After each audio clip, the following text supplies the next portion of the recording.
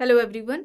आज की इस क्लास में समाजशास्त्र से संबंधित नए प्रश्नों को कराया जाएगा एंड ये क्लास आपकी समाजशास्त्र से संबंधित सभी परीक्षाओं के लिए इंपॉर्टेंट रहने वाली है। आप सभी इस क्लास को ज़्यादा से ज़्यादा लोगों के साथ शेयर ज़रूर कर दीजिए। एक इन्फॉर्मेशन है, समाजशास्त्र से संबंधित सभी परीक्षाओं से संबंधित यहाँ पर आपको प्रैक्टिस सेट एंड सोशियोलॉजी के नोट्स मिल जाएंगे पीडीएफ फॉर्मेट में। इससे संबंधित जानकारी के लिए यहाँ पर एक व्हाट्सएप नंबर दिया गया है जिस पर आप मैसेज करके पूरी जानकारी ले सकते हैं। नंबर है 790-555-3851। यहाँ पर आपको यूपी पीजीटी का प्रैक्टिस सेट, बिहार शिक्षक भर्ती के लिए Bihar state and Bihar PGT का practice set, UP HESC assistant professor समाजशास्त्र का प्रैक्टिस सेट, इसके अलावा जीआईसी एग्जाम के लिए आपको समाजशास्त्र का प्रैक्टिस सेट जीएस का भी मिल जाएगा यहाँ पर जीआईसी एग्जाम के लिए, आरपीएससी असिस्टेंट प्रोफेसर के लिए समाजशास्त्र का, जीके का, एमपी असिस्टेंट प्रोफेसर के लिए समाजशास्त्र एंड जीके का प्रैक्टिस सेट आपको यहाँ पर मिल जाएगा। UPPSC GDC assistant professor exam के लिए यहाँ पर आपको समाजशास्त्र का प्रैक्टिस सेट मिल जाएगा। इसके अलावा नेट एग्जाम के लिए भी प्रैक्टिस सेट मिल जाएगा। आरपीएससी ग्रेड फर्स्ट के लिए यहाँ पर आपको समाजशास्त्र का प्रैक्टिस सेट मिल जाएगा। एंड यूपी पीजीटी एग्जाम के लिए समाजशास्त्र के अगर नोट्स आप चाहते हैं तो यहाँ पर आपको नोट्स भी मिल जाएंगे जिसमें आपको आपका यूपी पीजीटी का पूरा सिलेबस कंप्लीट कराया गया है। सेकेंड ग्रेड समाजशास्त्र के लिए भी नोट्स मिल जाएंगे। बेसिक कॉन्सेप्ट से रिलेटेड अगर आप नोट्स चाहते हैं तो आपको बेसिक कॉन्सेप्ट से रिलेटेड भी नोट्स मिल जाएंगे। एंड ये समाजशास्त्र से संबंधित लगभग सभी परीक्षाओं में ये टॉपिक्स रहते हैं क्योंकि ये बेसिक कॉन्सेप्ट्स है तो ये आपको टॉपिक्स देखने को मिलेंगे। वन लाइनर में भी नोट्स मिल जाएंगे एंड थिंकर से रिलेटेड अगर आप नोट्स चाहते हैं तो भी आपको यहाँ पर मिल जाएंगे जिसमें इंडियन थिंकर्स भी दिए गए हैं। और अभी इस समय नवरात्रि सेल चल रही है। ये सेल 19 मार्च से 31 मार्च तक रहने वाली है जिसमें समाजशास्त्र के नोट्स, प्रैक्टिस सेट, एनजीएस के प्रैक्टिस सेट में कुछ ऑफर दिया जा रहा है, छूट दी जा रही है। कोई भी इससे जुड़ी हुई जानकारी चाहते हैं तो यहाँ पर नीचे व्हाट्सएप नंबर दिया गया है 790-555-3851। इस पर आप मैसेज करके पूरी जानकारी ले सकते हैं। 325 प्रश्न हो गए हैं, उसके बाद के प्रश्न आज इस क्लास में कराए जाएंगे। आप सभी इस क्लास को ज्यादा से ज्यादा लोगों के साथ शेयर जरूर कर दीजिए। देखिए यहां तक हो गया था, चलिए यहां से शुरू करना है। कथन और कारण दिया गया है। कथन है भारत में नगरीकरण का स्तर चीन से काफी नीचा है। कारण है भारतीय नगर कम नियोजित है। बताएं क्या होगा। भारत में नगरीकरण का स्तर चीन से काफी नीचा है। कारण है भारतीय नगर कम नियोजित है। तो यहां पर देखिए क्या होगा। यहाँ पर कथन और कारण दोनों ही सही है लेकिन जो कारण है वो कथन की सही व्याख्या नहीं है। बी यहाँ पर राइट होगा। प्रश्न है या कथन किसका है कि नगरीयता एक जीवन शैली है। विकल्प में Kingsley Davis, park and Burgess, max weber, Louis worth यहाँ पर दिए गए हैं। इनमें से किसका यह कहना है कि नगरीयता एक जीवन शैली है। क्या होगा, क्या होगा यहाँ पर लुई वर्थ होगा। लुई वर्थ होगा, ऑप्शन डी यहाँ पर राइट होगा। लुई वर्थ की अवधारणा एक तो नगरीयता है, इसके अलावा इन्होंने घेटों की अवधारणा भी दी है। ठीक है, घेटों की अवधारणा भी इनके द्वारा दी गई है। उपनगर का कॉन्सेप्ट भी इनके द्वारा दिया गया है। नगरीयता, घेटो, उपनगर, ये सभी नगरीकरण, ये सभी इनकी अवधारणाएं हैं। ठीक है, इसे आप याद रखेंगे। कुछ महत्वपूर्ण पुस्तकों की बात की जाए तो द सिटी है। ठीक है, द सिटी हो जाएगी, ये वेबर की पुस्तक है, मैक्स वेबर की द सिटी हो जाएगी। इसके अलावा urban urban sociology in India है, अर्बन सोशियोलॉजी इन इंडिया हो जाएगा, अर्बन सोशियोलॉजी इन इंडिया हो जाएगा। तो ये किसकी है, urban sociology in India, MS Rao की है। ठीक है, एमएस राव की ये पुस्तक है अर्बन सोशियोलॉजी इन इंडिया। इसके अलावा एक और है अर्बन सोशियोलॉजी नाम से। ठीक है, अर्बन सोशियोलॉजी नाम से, ये किसकी हो जाएगी, अर्बन सोशियोलॉजी ये किसकी हो जाएगी, ये बर्गल की हो जाएगी। एक है द अर्बन कम्युनिटी के नाम से, द अर्बन कम्युनिटी। ठीक है, द अर्बन कम्युनिटी ये किसकी हो जाएगी, पार्क एंड बर्गस की। ठीक है, पार्क एंड बर्गस की हो जाएगी अर्बन कम्युनिटी। अर्बन सोशियोलॉजी किसकी है, बर्गल की है। The urban community park and Burgess की है। Urban sociology in India MS Rao की है। द सिटी मैक्स वेबर की हो जाएगी। अच्छा एक याद रखेंगे, द सिटी 1915 में आती है। ये क्या है, ये लेख है। ठीक है, ये किसके द्वारा लिखी गई, मतलब कि ये किसका है, ये रॉबर्ट पार्क का है। ठीक है, किसका है, रॉबर्ट पार्क का है। बुक किसकी है, वेबर की है। लेख किसका है, द सिटी के नाम से, रॉबर्ट पार्क का। The urban community park and Burgess की है। अर्बन सोशोलॉजी बर्गल की है। Urban sociology in India MSA Rao की है। द सिटी बुक हो जाएगी मैक्स वेबर की। ये कुछ इंपॉर्टेंट फैक्ट्स बताए गए हैं, इसे आप याद रखेंगे, प्रश्न यहाँ से पूछे जाते हैं। चलिए आगे देख लेते हैं। प्रश्न है, ग्रामीण समाज की नगरीय समाज से भिन्न बताने के लिए PA सोरोकिन ने निम्न में से किन मानदंडों को अपनाया था। यहाँ पर देखिए 5 दिए गए हैं। पहला है व्यवसाय, दूसरा है अंतःक्रिया की व्यवस्था, तीसरा है विषमता, चौथा है जनसंख्या का आधार, पांचवा है गतिशीलता। ग्रामीण समाज की नगरीय समाज से भिन्न बताने के लिए PA सोरोकिन ने निम्न में से किन मानदंडों को अपनाया था। तो यहाँ पर विषमता, जनसंख्या का आधार और गतिशीलता, ये यहाँ पर 3rd, 4th एंड 5th होगा। ऑप्शन सी यहाँ पर राइट आंसर हो जाएगा। चलिए आगे देख लेते हैं। अब यहाँ पर देखिए प्रश्न है, ग्रामीण व नगरीय समुदायों में भेद बताने के लिए सही आधार क्या है। अतिरिक्त साधन, एकाकी परिवार, वर्ग पृथक्करण, सामाजिक संबंध। ग्रामीण व नगरीय समुदायों में भेद बताने के लिए सही आधार क्या है।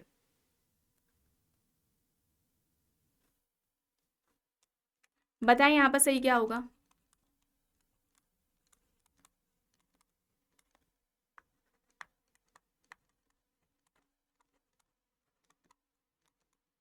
यहाँ पर होगा सामाजिक संबंध, सोशल रिलेशंस होंगे। ग्रामीण जो समुदाय है वहां पर कैसे संबंध देखने को मिलेंगे, अनौपचारिक, ठीक है, अनौपचारिक संबंध हमें देखने को मिलेंगे ग्रामीण समाज में। जब हम नगरीय समुदाय में देखते हैं तो यहाँ पर हमें औपचारिक संबंध देखने को मिलते हैं, ठीक है, यहाँ पर औपचारिक संबंध हमें देखने को मिलते हैं नगरीय समुदाय में, इसे आप याद रखेंगे। और यहाँ पर सामाजिक संबंध आप देख रहे हैं तो एक नाम आपको याद आना चाहिए, मैकेवर का। मैकेवर क्या कहते हैं समाज को, समाज सामाजिक संबंधों का जाल है। समाज सामाजिक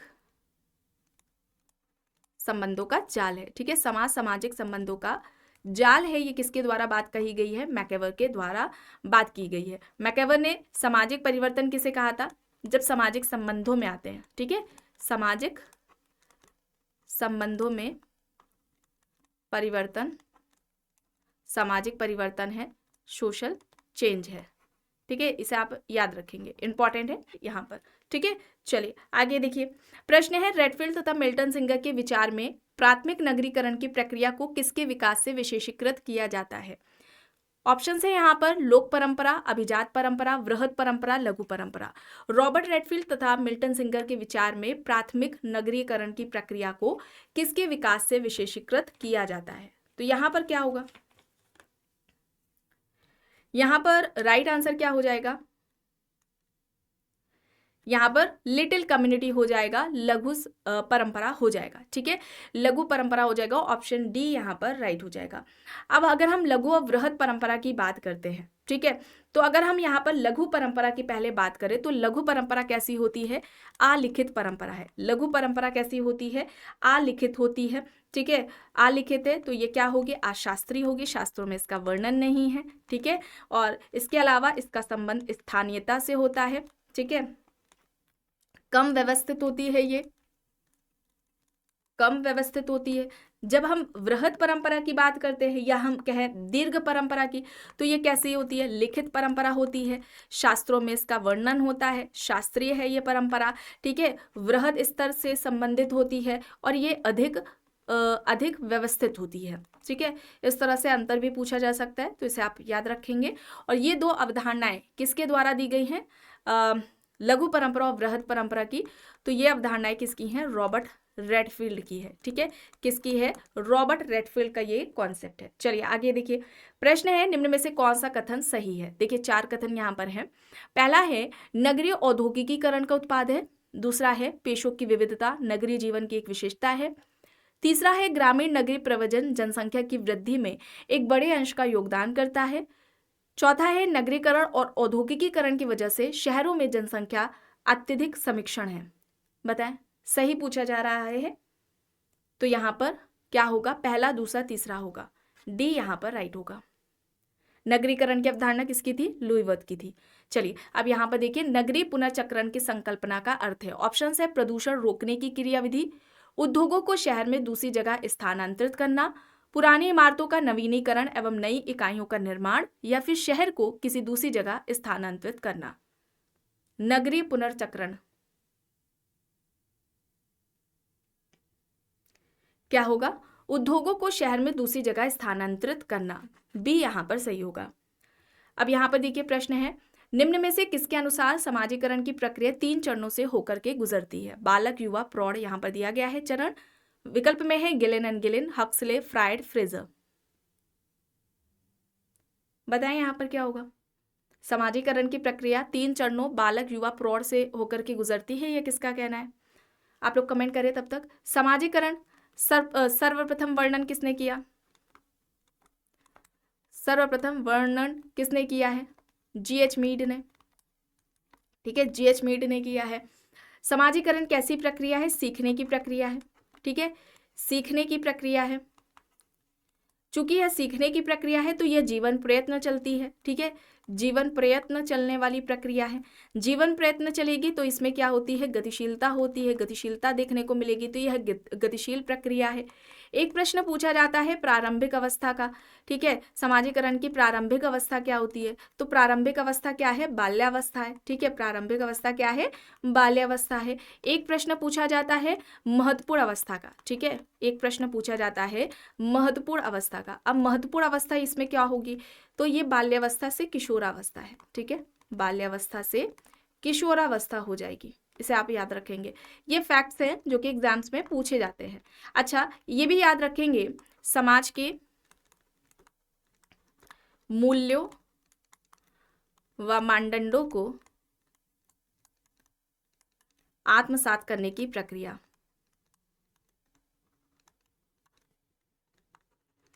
अब यहां पर ये बात एक ध्यान रखनी है आपको, विकल्प में देंगे कंफ्यूज करने के लिए। देखिए, समाज, व्यक्ति जिस समाज का सदस्य जिसमें रहता है उस समाज के मूल्यों मानदंडों को आत्मसात करना, ये समाजीकरण कहलाएगा। लेकिन किसी दूसरे समाज के मूल्यों मानदंडों को आत्मसात करना समाजीकरण नहीं कहलाएगा। इस बात का आप ध्यान रखेंगे।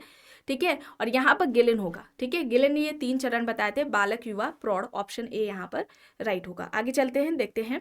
प्रश्न है, एक व्यक्ति डॉक्टर है, वह अपने मरीजों का उपचार करता है, उन्हें आहार बताता है, कंपाउंडर द्वारा दवाइयों के वितरण तथा क्लिनिक की सफाई के काम इत्यादि देखता है। डॉक्टर की ये क्रियाएं उसे बनाती हैं। ये किस कॉन्सेप्ट को यहाँ पर इस तरह से डिफाइन किया गया है एग्जाम्पल देकर। ऑप्शंस में है प्रस्तुति समुच्चय, भूमिका समुच्चय, बहुविध प्रस्तुति या बहुविध भूमिकाएं। चलिए बताएं क्या होगा यहाँ पर। यहाँ पर क्या होगा?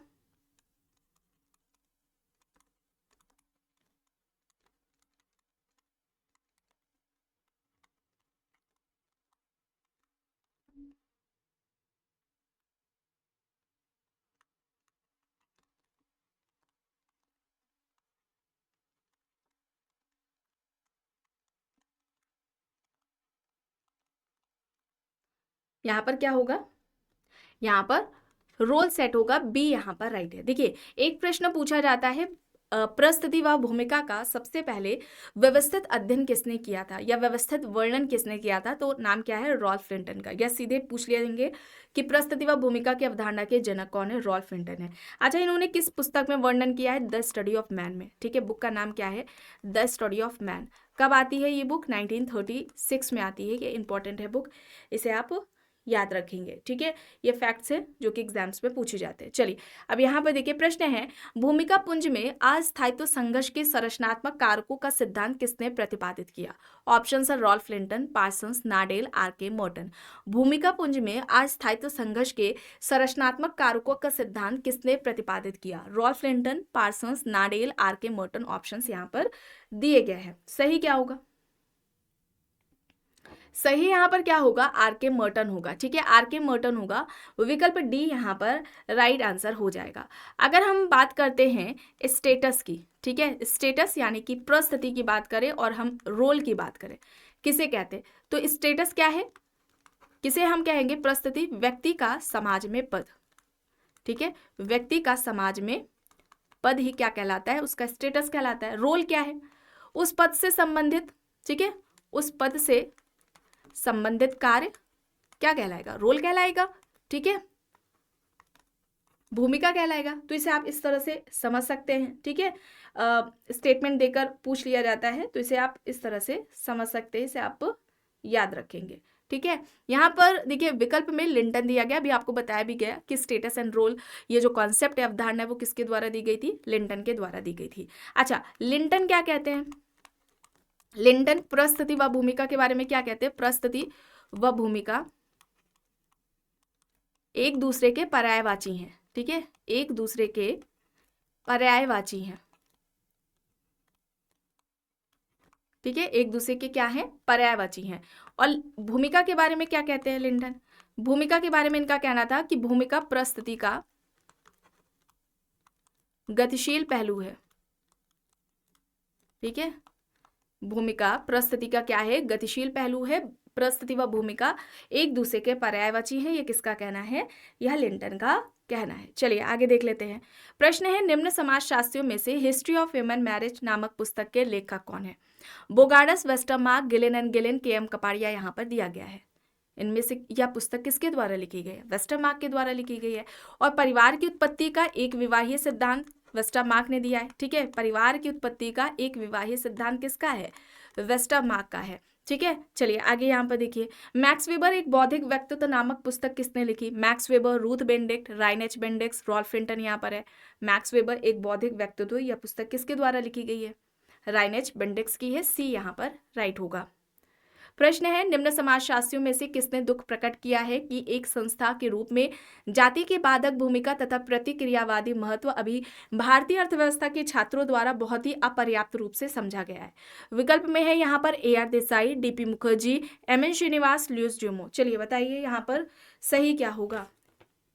यहाँ पर कुछ बुक्स बताई जा रही हैं, इंपॉर्टेंट है, आप सभी तब तक आंसर करें। Social background of Indian nationalism, ठीक है, ये हो जाएगी। एक है पीजेंट स्ट्रगल इन इंडिया, एक हो जाएगी इंडियाज पाथ ऑफ डेवलपमेंट, ठीक है। चलिए यहाँ पर क्या होगा? A.R. देसाई होगा। यहाँ पर देसाई की बुक्स बताई गई हैं, social background of Indian nationalism, जिसमें उन्होंने राष्ट्रवाद का कॉन्सेप्ट दिया था। दूसरी बुक हो जाएगी पीजेंट स्ट्रगल इन इंडिया। तीसरी हो जाएगी India's path of development. Important है, अक्सर एग्जाम्स में पूछ ली जाती है। चलिए आगे यहाँ पर देखिए, प्रश्न है, निम्न में से किसके मतानुसार भारतीय संविधान में धर्मनिरपेक्ष विचारों का यह निहितार्थ नहीं है कि सार्वजनिक जीवन और प्रमुख भारतीय समुदायों के बीच संबंधों में इसके प्रतिमानों के प्रति वास्तविक अनुरूपता है? विकल्प में यहाँ पर है S.C. दुबे, M.N. श्रीनिवास, योगेंद्र सिंह, अजीत के डांडा। चलिए बताइए यहाँ पर क्या होगा? किसके मतानुसार भारतीय संविधान में धर्मनिरपेक्ष विचारों का यह निहितार्थ नहीं है कि सार्वजनिक जीवन और प्रमुख भारतीय समुदायों के बीच संबंधों में इसके प्रतिमानों के प्रति वास्तविक अनुरूपता है?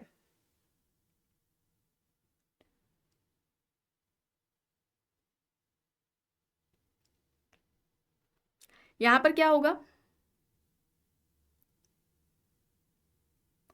यहाँ पर योगेंद्र सिंह होगा, सी यहाँ पर राइट है। प्रश्न है, ड्यूमो के अनुसार निम्न में से कौन जातियों के बीच संरचनात्मक दूरी बनाए रखने में सहायक है?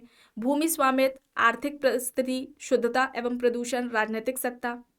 यहाँ पर सभी जानते हैं शुद्धता एवं प्रदूषण होगा, सी यहाँ पर होगा।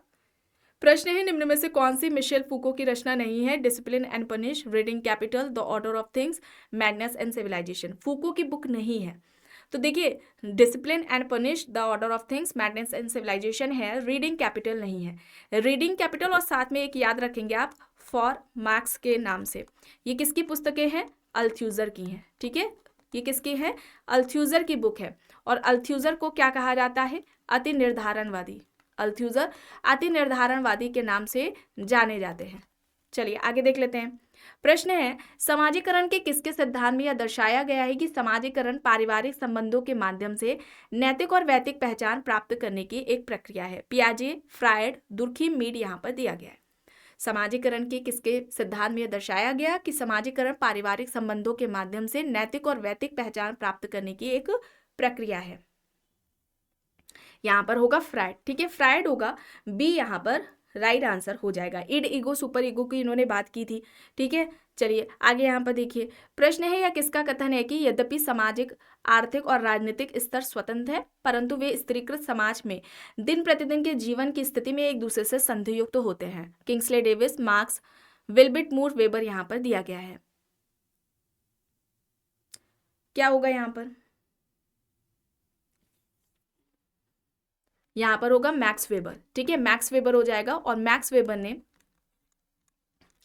सामाजिक स्त्रीकरण का त्रिआयामी या फिर बहुआयामी सिद्धांत दिया था। ये प्रश्न पूछा जाता है डायरेक्टली, ऐसे ही सेम स्टेटमेंट आता है। सामाजिक स्त्रीकरण का त्रिआयामी या बहुआयामी सिद्धांत कौन सा है? अच्छा, ये जो 3 आयाम की बात की गई है ये कौन से हैं? ये आर्थिक है एक, दूसरा हो जाएगा सामाजिक, तीसरा यहां पर हो जाएगा राजनीतिक। ठीक है, तीसरा क्या होगा? राजनीतिक। आर्थिक में इन्होंने वर्ग की बात की, सामाजिक में ये परिस्थिति की बात करते, स्टेटस की, और राजनीतिक में ये दल की बात करते। तो कभी कभी आर्थिक, सामाजिक, राजनीतिक इस तरह से पूछ लिया जाता है, कभी वर्ग, परिस्थिति, दल इस तरह से पूछ लिया जाता है। तो ये दिया किसके द्वारा है? मैक्स वेबर के द्वारा दिया गया है। ठीक है, चलिए आगे देखिए। यहाँ पर निम्न में से यह किसका कथन है कि स्त्रीकरण किसी समाज की आवश्यकता हेतु सार्वभौमिक रूप से आवश्यक है ताकि महत्वपूर्ण सामाजिक पदों को भरे जाने हेतु व्यक्तियों को प्रेरित किया जा सके? ऑप्शंस हैं यहाँ पर Karl Marx, Davis and Moore, Weber, Bendix and Lipset. निम्न में से यह किसका कथन है कि स्त्रीकरण किसी समाज की आवश्यकता हेतु सार्वभौमिक रूप से आवश्यक है ताकि महत्वपूर्ण सामाजिक पदों को भरे जाने हेतु व्यक्तियों को प्रेरित किया जा सके? यहाँ पर सही होगा किंग्सले डेविस एंड विल्बर्ट मूर। ठीक है, इन्होंने सामाजिक स्त्रीकरण का प्रकार्यात्मक सिद्धांत दिया था। ठीक है, सामाजिक स्त्रीकरण का प्रकार्यात्मक सिद्धांत इनके द्वारा दिया गया है। चलिए आगे यहाँ पर देखिए, निम्न में से यह किसकी परिभाषा है कि समुदाय सामाजिक जीवन जीने का एक स्थान है जिसमें कुछ सीमा तक सुसंगति पाई जाती है? MacIver and Page, Kimball Young and Ogburn, Henry Johan, Kingsley Davis यहाँ पर दिया गया है। समुदाय सामाजिक जीवन जीने का एक स्थान है जिसमें कुछ सीमा तक सुसंगति पाई जाती है, किसका कहना है? यहाँ पर मैकेवर एंड पेज होगा। ऑप्शन ए यहाँ पर राइट होगा। मैकेवर एंड पेज ने समुदाय के आधार कितने बताए थे? समुदाय के आधार इन्होंने, मैकेवर ने कितने बताए थे? 2 बताए थे। एक तो इन्होंने स्थानीयता को बताया था, ठीक है, स्थानीयता को बताया था। दूसरा इन्होंने सामुदायिक भावना को बताया था। दूसरा इन्होंने किसको बताया था? सामुदायिक भावना को बताया था। अच्छा, समुदाय के प्रकार ये कितने बताते हैं? समुदाय के प्रकार मैकेवर ने कितने बताए हैं? 3 बताए हैं। एक तो ग्रामीण समुदाय, ग्रामीण समुदाय है। दूसरा क्या हो जाएगा? नगरीय समुदाय, ग्रामीण समुदाय, नगरीय समुदाय है। और तीसरा यहाँ पर क्या होगा? क्षेत्रीय समुदाय। क्या होगा? क्षेत्रीय समुदाय होगा। ग्रामीण, नगरीय और क्षेत्रीय समुदाय, ये 3 प्रकार बताए गए हैं मैकेवर एंड पेज के द्वारा। चलिए यहाँ पर देखिए, भारत में विविधता के स्रोतों में क्या क्या सम्मिलित है? नृजाति उद्गम, जातियां, धर्म, भाषाएं। भारत में विविधता के स्रोतों में क्या क्या शामिल है, क्या क्या सम्मिलित है? यहाँ पर सही क्या है? ये सभी हो जाएंगे, डी यहाँ पर राइट होगा। अब यहाँ पर देखिए, इस बात पर विचार करके कि संघर्ष और मतैक एक ही सिक्के के 2 पहलू हैं, किसने यह अनुभव किया कि दोनों ही पहलुओं को संभालना कठिन है? बताएं। विकल्प में Karl Marx, Coser, Simmel, Dahrendorf है। कार्ल मार्क्स ने वर्ग संघर्ष का सिद्धांत दिया था। ठीक है, वर्ग संघर्ष, क्लास कॉन्फ्लिक्ट का कॉन्सेप्ट किसका है? थियोरी किसकी है? कार्ल मार्क्स की है। कोजर ने संघर्ष का प्रकार्यात्मक सिद्धांत दिया है। संघर्ष का प्रकार्यात्मक सिद्धांत किसका है? कोजर का है। संघर्ष का प्रकार्यात्मक सिद्धांत किसका है? कोजर का है। कोजर किससे प्रभावित थे? सिमेल से थे। डेरेनड्रॉफ ने संघर्ष का द्वंद्वात्मक सिद्धांत दिया है। ठीक है, द्वंद्वात्मक संघर्ष का सिद्धांत दिया है किसने? डेरेनड्रॉफ ने दिया है। ठीक है, इन्होंने ICA की बात की थी और संघर्ष का कारण किसे माना था? शक्ति सत्ता को। और यहां पर सही क्या होगा? यहाँ पर डेरेनड्रॉफ होगा। ठीक है, डेरेनड्रॉफ हो जाएगा। और श्रमिक के, ठीक है, श्रमिक के इन्होंने 3 प्रकार बताए थे। ठीक है, श्रमिक के इन्होंने 3 प्रकार बताए थे। एक तो इन्होंने क्या बताया? अकुशल श्रमिक, अकुशल श्रमिक बताया है। दूसरा इन्होंने अर्धकुशल श्रमिक की बात की है, ठीक है, अर्धकुशल श्रमिक इन्होंने बताया है, अर्धकुशल श्रमिक हो जाएगा।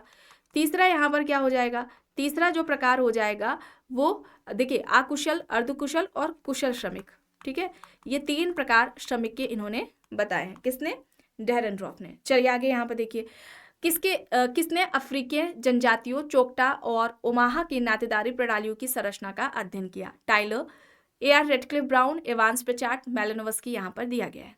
अफ्रीकी जनजातियों, चोकटा और ओमाहा की नातेदारी प्रणालियों की संरचना का अध्ययन किया। यहाँ पर सही होगा रेडक्लिफ ब्राउन, बी होगा। अब यहाँ पर देखिए नातेदारी की बात की गई है, ठीक है, नातेदारी के प्रकार रेडक्लिफ ब्राउन ने 2 बताए, रक्त संबंधी नातेदारी और दूसरा क्या होगा, विवाह संबंधी नातेदारी, ठीक है। संरचना भी आप देख रहे हैं प्रश्न में, संरचना के 2 प्रकार इन्होंने बताए, एक तो इन्होंने समान संरचना बताए, ठीक है, समान संरचना, और दूसरी हो जाएगी वास्तविक संरचना।